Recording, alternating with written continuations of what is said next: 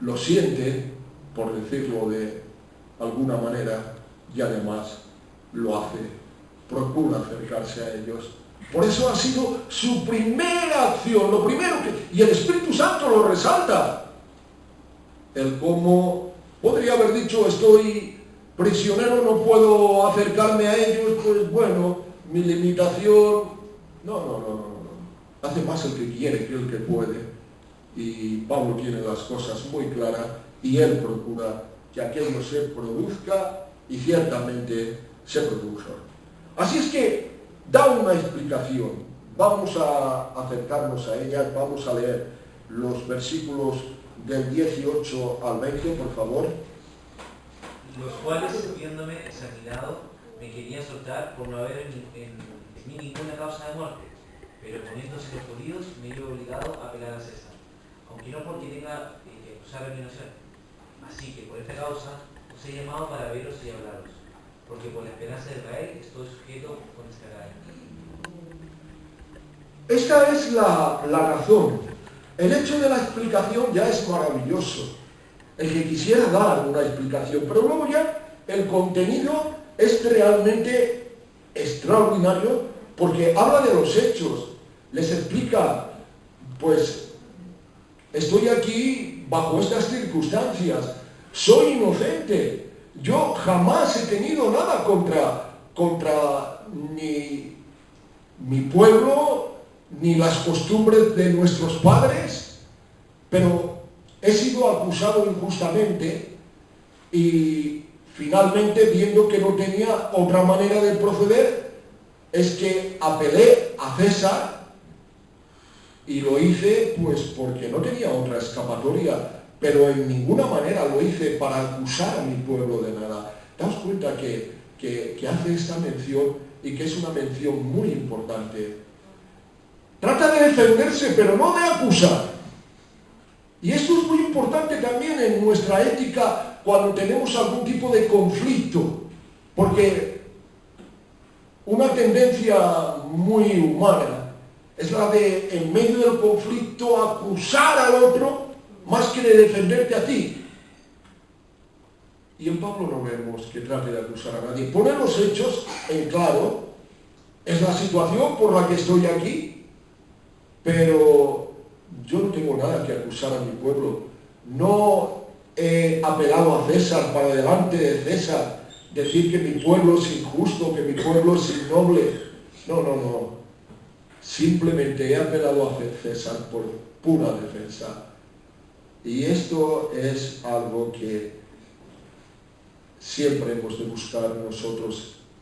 Tal vez nos veamos en alguna circunstancia en que tengamos que defendernos de algo, hagámoslo, pero no acusemos a nadie. Defender es una cosa, acusar es otra.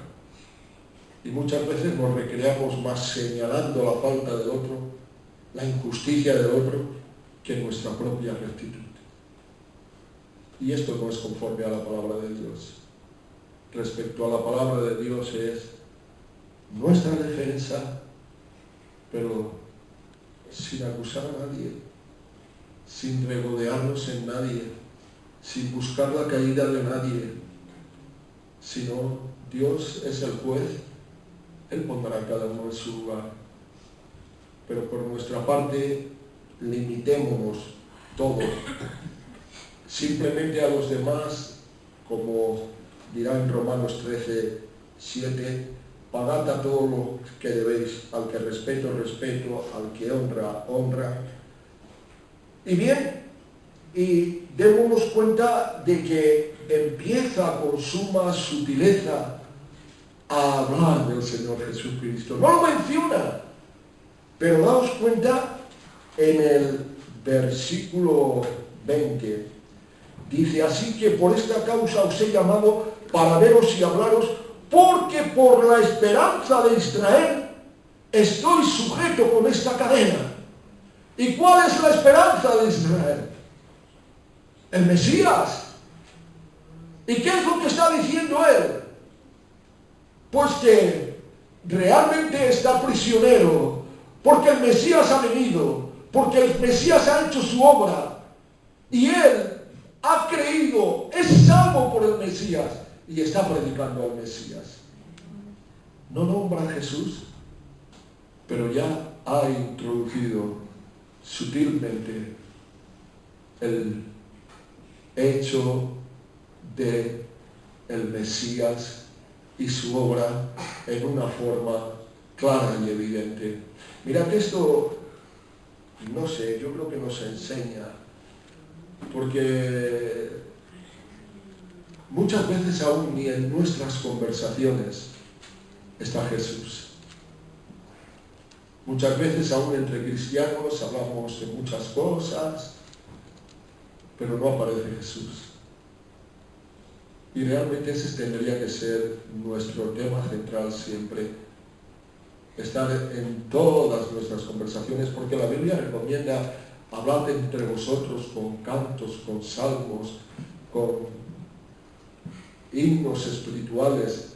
Es decir, que la conversación entre los hijos de Dios siempre tenga un tema, que Jesús siempre sea introducido. Y cuando hablamos con otras personas, siempre buscar una puerta abierta para que podamos introducir. A veces no podemos hablar abiertamente, como no hubiera sido prudente que en esta ocasión, con aquellos principales de las sinagogas a quienes había invitado a venir para hablar con ellos, hubiera empezado a predicarles a Jesús, pero ha empezado en una forma sutil: estoy preso por la esperanza de Israel.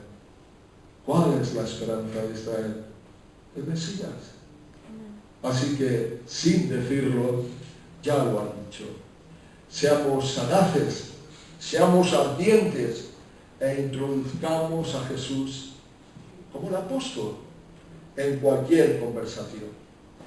Bien, viene la respuesta y vamos a ver el versículo 21.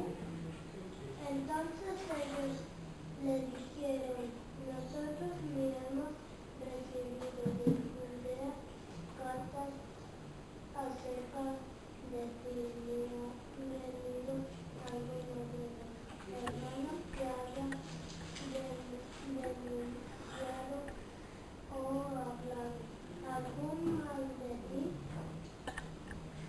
O sea, les dicen que no sabían nada de Pablo, que no habían oído ni por carta ni oralmente nada acerca de Pablo. Tal vez esto pudiera sorprendernos, pero cuando lo pensamos con un poquito de detenimiento, nos damos cuenta que tiene mucha lógica. Porque hasta que Pablo apeló a César, cuando estaba preso por las acechanzas de los judíos no tenían otra intención más que matarle. No era una cuestión de escribir a nadie ni de difundir, sino simplemente acabar con la vida del apóstol. Y cuando el apóstol finalmente se ve precisado de apelar a César, pues evidentemente, aunque lo hubieran intentado, de por carta enviar noticias difamadoras acerca del apóstol, pues no hubieran podido, es decir, hubieran llegado siempre las noticias después que el propio apóstol, porque como mucho hubieran salido al tiempo. Así es que aquellos judíos dicen: no sabemos nada de ti absolutamente. Y esto nos hace pensar que Dios sabe acallar al enemigo. Dios sabe tapar la boca de los calumniadores. La manera en que Dios actúa en nuestras vidas es tan extraordinaria como jamás nos podemos soñar. Muchas veces estamos inquietos, preocupados por tantas y tantas cosas, y deberíamos de vivir tranquilos y felices, sabiendo que Dios cuida. Y si alguien habla respecto a nosotros mal, es porque Dios se lo permite. Cuando David hubo aquel infame que estaba maldiciéndole cuando él huía de su hijo Absalón, y uno de los hombres de David quiso llegar y matarlo y de esta manera callarlo. Dijo, no, déjalo, porque si Dios permite que me maldiga, el Señor sabe el porqué. Quizás cambiará la maldición de hoy por la bendición de mañana. Y entendía muy bien David que no pasa nada que Dios no permita, y que si Dios permitía aquella insidia de la que era objeto David en aquel momento, quizás era la prueba que David tenía que soportar. Pero no había nada que hacer, porque lo que Dios permite, luego más adelante este hombre caerá reo de un juicio, pero todo a su tiempo, no procedente de la precipitación o el odio de David, sino David sabiendo que Dios es el que permite o deja de permitir. Así que Dios a veces nos permite ciertas cosas y otras muchas veces en su providencia acalla esas voces. Dios a veces permite que tengamos dificultades, problemas, que podamos perder el trabajo, que podamos caer enfermo, pero otras muchas veces nos sana o permite que aquello que nos agobiaba se resuelva. Todo es la providencia de Dios operante. No pasa nada que Dios no permita. Así es que todo lo que nos corresponde siempre es aprender de lo que la vida nos trae. Porque en ello, ¿qué dice la Escritura? Reconoce al Señor en todos tus caminos y Él enderezará tus veredas. Ve la mano de Dios en todas las cosas y entonces podrás vivir en paz. Tus veredas comenzarán a ser veredas de paz y podremos vivir triunfantes, con fe y con esperanza, sabiendo que el Señor llevará todas las cosas a feliz término. Lo primero que le dijeron, sigamos adelante, es lo que no sabían. Lo que sí que le dijeron es lo que sí que sabían. Así es que vamos a leerlo en el versículo 21. Bueno, hemos leído el 21, ¿verdad? Sí, vamos a leer ahora el 22, por favor. Pero queríamos oír de ti lo que piensas, porque de esta secta nos es notorio que en todas partes se habla contra ella. Entonces, decía el 21, ellos le dijeron, nosotros ni hemos recibido de Judea cartas, etcétera, y en el 22, como se acaba de leer, pero querríamos oír de ti lo que piensas, porque de esta secta nos es notorio que en todas partes se habla contra ella. ¿Sabes cuál es la secta? El cristianismo. Porque en aquel entonces era considerada como una secta del propio judaísmo. Así es que ellos habían oído hablar mal de los creyentes, lo cual no nos tiene que sorprender, porque el Señor Jesús ya lo enseñó. Enseñó que si a mí me han aborrecido, a vosotros os aborrecerán.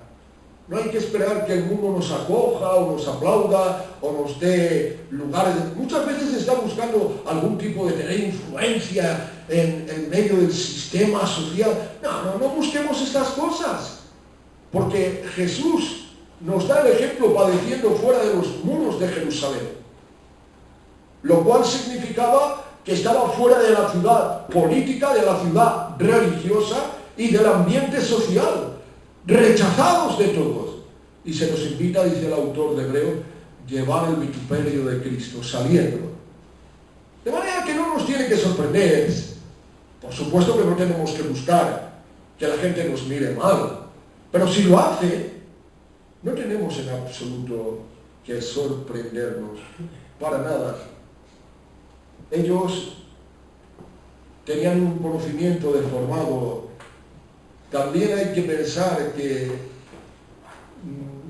si quizás los cristianos no se habían dado a conocer demasiado bien, y es importante que en esto también pensemos, no vamos a tapar la boca del enemigo, que diga lo que quiera, si el Señor permite, como decíamos antes, pero vamos